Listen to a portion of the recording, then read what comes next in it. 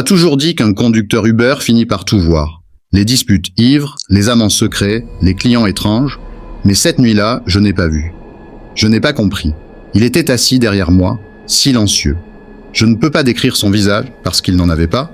Au début, j'ai cru à un jeu de lumière, un reflet, un effet bizarre des phares des voitures. Mais non. Même en jetant des coups d'œil dans le rétroviseur, c'était comme regarder une silhouette centrée, un masque effacé. Ma caméra intérieure, celle qui enregistre chaque course, montrait la même chose. Un flou granuleux, comme si l'appareil refusait de fixer son image. Et pourtant, je le sentais me regarder. Pas un regard normal, pas un regard humain. Quand on a roulé assez longtemps, il a parlé 3 mots seulement, d'une voix basse et lente, comme si les syllabes coulaient dans l'habitacle. « Ce n'est pas toi ». Il est descendu, a claqué la porte. J'ai attendu qu'il s'éloigne, mais il n'a pas bougé. Sur le siège arrière, il avait laissé un petit papier plié en 2. Dessus, écrit d'une main nerveuse, « Ce n'est pas toi qui conduis ». Et vous, si c'était vous, depuis quel pays me raconteriez votre version? Je m'appelle Karim, 36 ans, chauffeur Uber depuis 4 ans dans les rues de Lyon. Ce travail, je l'ai choisi pour la liberté et pour fuir l'odeur de l'usine où j'ai passé 10 ans de ma vie. Aujourd'hui, mon bureau, c'est l'intérieur d'une Peugeot 508 noire, toujours propre, parfumée au bois de santal. Les clients aiment, ça donne une impression de luxe. Je travaille surtout la nuit, c'est plus calme, moins de circulation et les pourboires sont meilleurs, mais la nuit, il y a aussi ce que les gens ne racontent pas. Les regards étranges dans le rétroviseur, les chuchotements qu'on devine entre 2 passagers, les odeurs de parfum mélangées à l'alcool froid et parfois cette impression d'emmener quelqu'un ailleurs que là où il veut vraiment aller. Je garde toujours ma caméra intérieure branchée. Pas pour espionner, mais pour me protéger. Un jour, un client ivre a essayé de m'agresser. Depuis, je filme tout. Ce soir-là, c'était un mardi. J'avais déjà fait 8 courses, toutes banales, un couple en dispute, un type pressé pour attraper un train, une vieille dame qui m'a parlé de ses chats. Vers 1h12 du matin, alors que je pensais rentrer, une notification a vibré sur mon téléphone. Prise en charge, 3,4 km. Rien d'inhabituel, si ce n'est que le point de départ se trouvait dans une rue où je ne prends jamais de clients, le quai des Étroits. Une zone déserte la nuit, coincée entre le fleuve et des entrepôts abandonnés. En approchant du quai des Étroits, les lampadaires semblaient espacés, comme s'il manquait des morceaux de lumière entre chaque poteau. Les façades sombres des anciens entrepôts se reflétaient faiblement dans le Rhône. Tout était silencieux, à part le bruit régulier de mes pneus sur l'asphalte humide. J'ai ralenti. L'adresse exacte indiquait un petit renfoncement derrière un hangar, là où la route s'élargit juste assez pour qu'on puisse se garer. C'est le genre d'endroit où, en temps normal, je ne m'arrête jamais. Pourtant, il était là. Immobile au bord du trottoir. Un homme grand, vêtu d'un manteau noir, capuche rabattue sur la tête. Il ne bougeait pas, ne consultait pas son téléphone comme font la plupart des clients. Juste, debout, face à la route. En m'approchant, j'ai jeté un œil à ma caméra intérieure. L'image affichait son corps, mais son visage était comme effacé. Pas flou comme dans les vidéos mal cadrées, effacé, comme si la lumière glissait dessus sans accrocher les traits. J'ai pensé à un problème de résolution ou à une goutte sur l'objectif, mais tout le reste de l'image était net. Je me suis arrêté à sa hauteur. La portière arrière s'est ouverte doucement, sans un bruit de frottement, et il est monté. Pas un mot, pas un regard, juste une odeur étrange, mélange d'humidité et de quelque chose de métallique, comme du sang séché. J'ai attendu qu'il parle, qu'il donne une adresse. Silence.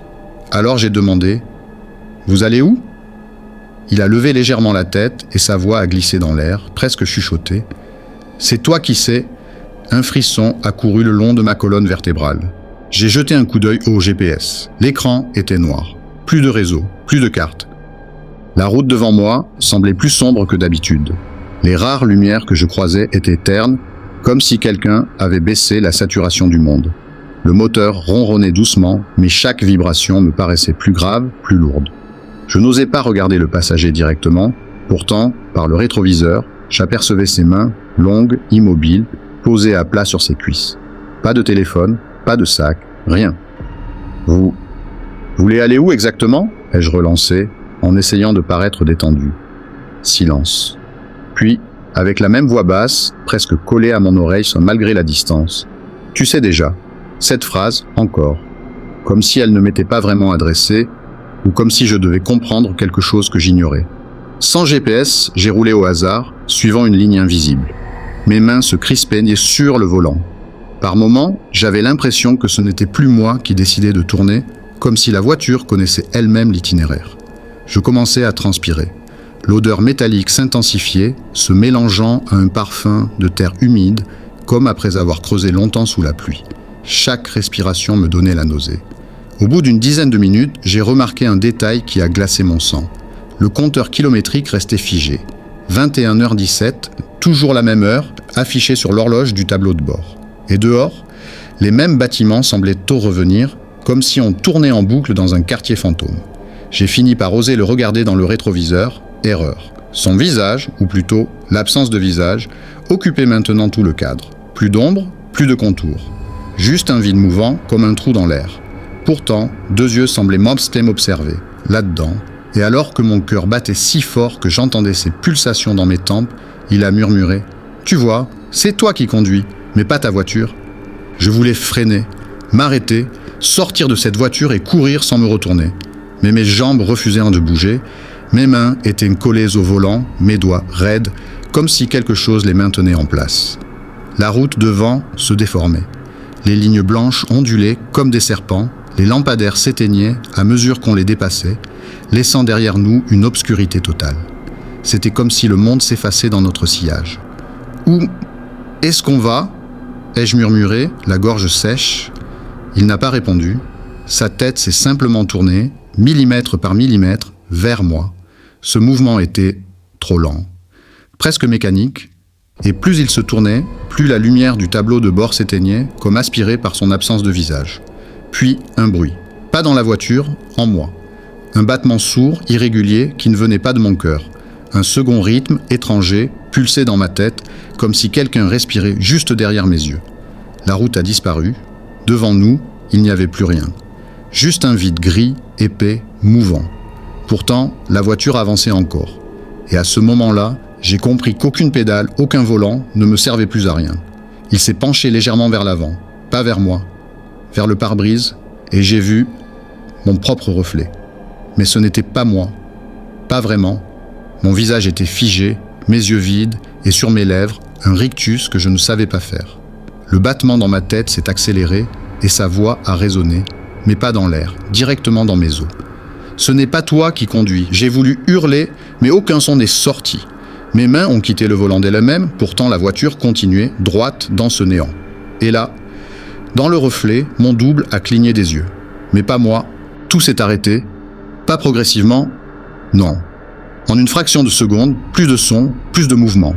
Même le vide gris autour de nous semblait figé, comme une photo jaunie. Je ne sentais plus mes doigts, ni mes jambes. Le battement étranger s'est tu. Il ne restait qu'un silence épais, lourd, comme si quelqu'un avait coupé l'air lui-même. L'écran du tableau de bord a grésillé, affichant des pixels rouges qui formaient des mots illisibles, puis plus rien. Écran noir. J'ai tourné la tête vers le siège passager. Vide, pas vide comme s'il venait de partir, vide comme s'il n'avait jamais été là. Le vide gris devant moi a commencé à se fissurer, comme un miroir sous la pression. Derrière ces fissures, une obscurité plus dense que la nuit. Puis un claquement sec, et tout est devenu noir. Juste avant que je perde conscience, j'ai senti quelque chose me frôler l'oreille. Pas un souffle, un murmure qu'on ne veut pas comprendre. Le silence m'a englouti. Je me suis réveillé en sursaut, assis dans ma voiture, moteur coupé. Le ciel était clair, le bruit lointain d'une ville en vie me parvenait, et pourtant, quelque chose clochait. Il était 5h32 du matin. Sur le siège passager, un bout de papier froissé. J'ai hésité à le toucher, mais mes doigts tremblaient déjà.